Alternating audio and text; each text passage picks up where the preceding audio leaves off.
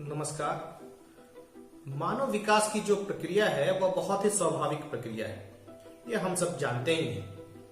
और इस प्रक्रिया को समझने के लिए कई सारे लोग हमारे बीच आए, कई विद्वान आए हैं जिन्होंने अपना अपना मत रखा और अपने सिद्धांत के साथ हमारे बीच आए। उन्हीं सिद्धांतों में एक प्रमुख है ब्रॉनफेनब्रेनर का सिद्धांत, जिनका सिद्धांत प्रमुख रूप से इकोलॉजिकल मॉडल के नाम से जाना जाता है। उन्होंने जो मानव विकास में उसके आसपास के जो पारिस्थितिकी बनती है उसका बहुत बड़ा योगदान माना किसी भी बच्चे के विकास के लिए, और उन्होंने उसके कई लेयर्स में समझाने का प्रयास किया है। तो आइए आज हम लोग समझने का प्रयास करते हैं ब्रॉनफेनब्रेनर की थ्योरी, इकोलॉजिकल थ्योरी, जो मानव विकास से संबंधित है। ब्रॉनफेनब्रेनर का पूरा नाम यूरी ब्रॉनफेनब्रेनर है। उनका जन्म 1917 यानी 1917 में मॉस्को में हुआ, यानी कि रूस में। जब वह 6 साल के थे तभी उनका पूरा परिवार यूएसए सेटल हो गया और उनकी सभी पढ़ाई लगभग वहीं से पूरी हुई है। उन्होंने ग्रेजुएशन कॉर्नेल यूनिवर्सिटी से की, जबकि उन्होंने अपने पीजी यानी मास्टर्स हार्वर्ड यूनिवर्सिटी से पूरा किया है। उनकी पीएचडी मिशिगन यूनिवर्सिटी से हुई है, वो भी डेवलपमेंटल साइकोलॉजी में। ब्रॉनफेनब्रेनर के प्रसिद्धि का अनुमान सिर्फ आप इस बात से लगा सकते हैं कि अमेरिकन साइकोलॉजिकल एसोसिएशन, जो कि एक बहुत ही प्रतिष्ठित संगठन है, वह ब्रॉनफेनब्रेनर के नाम से एक विशेष पुरस्कार का भी आयोजन करता है। इकोलॉजिकल मॉडल में जो उनका एक महत्वपूर्ण योगदान रहा, जिसकी चर्चा अभी हम करने जा रहे हैं, उस सिद्धांत को लेकर वह 1979 में सामने आए थे और एक प्रकाशन के रूप में सामने आए थे, जिस प्रकाशन का नाम था the ecology of human development. उन्होंने मानव विकास के लिए जो एक साधारण इकोलॉजी होती है उस तरह का ही एक सिस्टम यहाँ बताया, जहां इन्होंने बताना चाहा कि जो व्यक्ति है, जो बच्चा है, और जिस वातावरण में वो रहकर विकास कर रहा होता है, दोनों एक दूसरे को प्रभावित करते हैं। यानी कि वातावरण भी एक व्यक्ति को प्रभावित करता है और व्यक्ति भी वातावरण को प्रभावित करता है।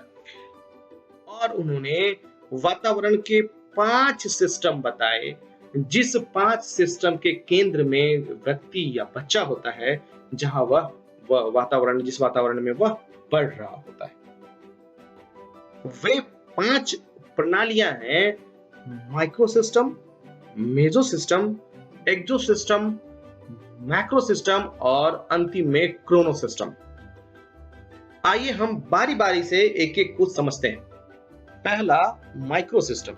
जो माइक्रो सिस्टम होता है वह एक तरह के, एक टेम्परामेंट या पर्सनालिटी या बिलीफ धारणा वाले जो लोग हैं उनका एक समूह है। और कैसा समूह? जो फेस टू फेस इंटरेक्शन करते हैं और उनके बीच जो आंतरिक संबंध होते हैं, जो वो गतिविधि करते हैं, जो वो भूमिका निभाते हैं, यह सभी एक प्रारूप का निर्माण करते हैं और वह प्रारूप कहलाता है माइक्रो सिस्टम।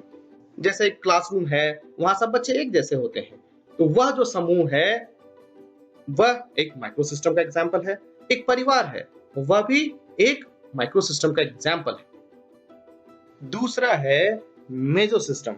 मेसो सिस्टम को हम एक सिस्टम ऑफ माइक्रो सिस्टम्स कह सकते हैं, यानी कि जो कई माइक्रो सिस्टम हैं उनका एक समूह है। जैसा हमने देखा है कि माइक्रो सिस्टम क्या है।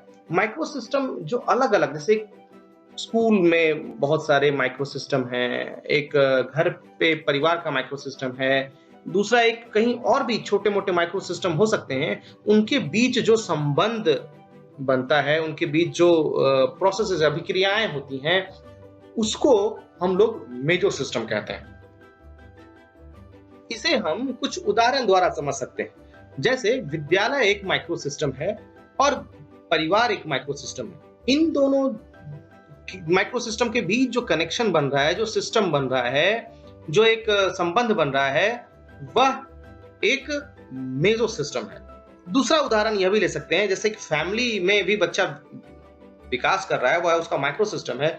और दूसरा माइक्रो सिस्टम है जो अगर किसी बच्चे की माता पिता कार्य कर रहे हैं, वो कार्यस्थल, वो जो कार्यस्थल और परिवार के बीच जो लिंकेज है, जो संबंध है, वह दोनों एक दूसरे से प्रभावित हो सकते हैं। और ये संबंध जो है वह संबंध के साथ जो प्रोसेस बनता है, जो सिस्टम बनता है, उसे मेजो सिस्टम कहते हैं। तीसरा है एक्सोसिस्टम। एक्सोसिस्टम के अंतर्गत जो कोई बच्चा है जिसके विकास की हम बात कर रहे हैं, जब वह उसके सीधे संपर्क में नहीं आने वाले किसी सिस्टम से प्रभावित होता है, तो वह जो सेक्स बड़ा समूह बनता है, वह एक्सोसिस्टम कहलाता है। उदाहरण के लिए, यदि माँ किसी बच्चे की कार्यरत है, तो उस बच्चे का जो शैक्षिक समूह है, जो पीयर ग्रुप है, उसका और माँ के कार्यस्थल के बीच कोई सीधा संबंध नहीं है, लेकिन अगर ये एक दूसरे को प्रभावित कर सकते हैं, और यह एक्सोसिस्टम। चौथा है मैक्रोसिस्टम। मैक्रोसिस्टम को एक सोसाइटल ब्लूप्रिंट के रूप में देखा जाता है, यानी कि जो कोई बच्चा जिस समाज में या जिस संस्कृति में बढ़ रहा है, जिस वातावरण में बढ़ रहा है, वहां के सांस्कृतिक मूल्य क्या है, परंपराएं क्या है, वहां की वह मान्यता क्या है, कौन सी सामाजिक स्थिति वहां की है, कौन कौन से कानून या विधान वहां पर है, ये सभी उस बच्चे के विकास को प्रभावित करते हैं। और यह जो सिस्टम एक बड़ा बनता है, इसे मैक्रो सिस्टम कहते हैं। पांचवा और अंतिम जो सिस्टम है वह है क्रोनो सिस्टम। एक लंबे अंतराल पर जो बदलाव आ जाते हैं, वो उन बदलावों को अगर हम देखें, वह क्रोनो सिस्टम के अंतर्गत आते हैं। इस प्रकार हमने देखा कि किस प्रकार से जो ब्रॉनफेन-ब्रेनर ने 5 प्रणालियों को बताया है। बाद में 1998 में उन्होंने अपने इस इकोलॉजिकल जो मॉडल है, उसे बायो इकोलॉजिकल मॉडल भी कहा, और उन्होंने जो माइक्रो सिस्टम बताया था, उसके अंतर्गत ही जो बच्चा होता है, जो बच्चा डेवलप कर रहा होता है, उसके जो अपनी बायोलॉजिकल कंडीशंस होते हैं, उसको प्राइमरी माइक्रो सिस्टम बताया। आइए अब हम पुनः जो कुछ महत्वपूर्ण बातें हैं इस सिद्धांत के, इस जो मॉडल में, उसे जानते हैं। ये जो मॉडल है, जो प्रारूप बताया है ब्रॉनफेन-ब्रेनर ने, उसके केंद्र में बच्चा है। इस बात को ध्यान रखना है कि वो जितने भी सिस्टम की बात कर रहे हैं, उन सभी सिस्टम में उसके जो केंद्र में वह बच्चा है, जिसके ग्रोथ की, जिसके डेवलपमेंट की बात की जा रही है। दूसरी महत्वपूर्ण बात इनके सिद्धांत में यह है कि ये सिर्फ ये नहीं बताते कि बच्चा कहां से प्रभावित हो रहा है, बल्कि यह इस बात को दावे से कहते हैं कि बच्चा भी उस सिस्टम, जिस सिस्टम में वो उसका डेवलपमेंट हो रहा है, वो बच्चा उससे भी प्रभावित करता है। और उन्होंने परिवार को बड़ा ही महत्वपूर्ण माना कि परिवार उस बच्चे के लिए बड़ा इंपॉर्टेंट है, क्योंकि वो एक माइक्रो सिस्टम का हिस्सा है। बच्चे का विकास इस बात पर भी निर्धारित करता है कि वह जो सेटिंग, जिस सिस्टम की बात हो रही, जो इन्वायरमेंट की बात हो रही है, वो उससे क्या अनुभव करता है। यानी कि जो सेटिंग्स हैं और उसके बीच जो कनेक्शन है, उसकी मात्रा और गुणवत्ता दोनों एक महत्वपूर्ण बिंदु है जो उसके विकास को प्रभावित करती है। इस प्रकार जो अनुभव या प्रोसेसेस या लिंकेज जो होता है इन्वायरमेंट और जो डेवलप कर रहा हुआ बच्चा है, उसके बीच, उसे बहुत इंपॉर्टेंट माना गया है। ब्रॉनफेन-ब्रेनर उसे एक प्राइमरी इंजन के रूप में मानते हैं। मुझे विश्वास है कि आपको यह जो ब्रॉनफेन-ब्रेनर की थ्योरी है, यह समझ आया होगा, और आप और भी आपकी जिज्ञासा बढ़ी होगी, और आप इसे और जानने और समझने का प्रयास करेंगे। फिर किसी नया विषय वस्तु के साथ मिलते हैं। तब तक के लिए नमस्कार, जय हिंद।